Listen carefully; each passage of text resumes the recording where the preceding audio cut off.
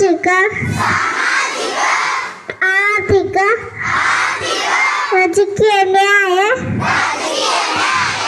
ವಿಚಾರ ಅಭಿವ್ಯಕ್ತಿ ನಂಬಿಕೆ ಧರ್ಮ ಮತ್ತು ಉಪಾಸನೆ ಸ್ವತಂತ್ರ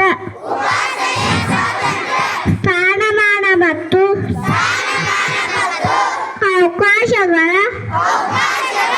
ಸಮಾನತೆ ಎಲ್ಲರಿಗೂ ದೊರೆಯುವಂತೆ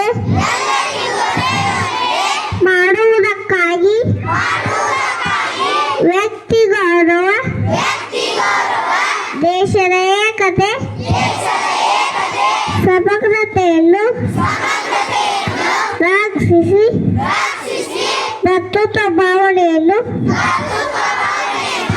ಎಲ್ಲರಲ್ಲೂ ವೃದ್ಧಿಗೊಳಿಸುವುದಕ್ಕಾಗಿ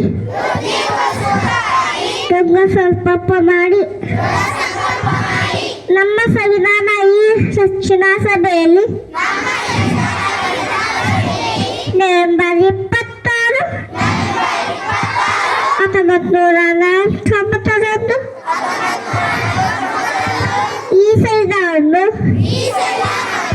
ಅಂಗೀಕರಿಸಿ ಕಾನೂನು ರೂಪದಲ್ಲಿ ಅರ್ಥ ಮಾಡಿಕೊಂಡಿದ್ದೇವೆ.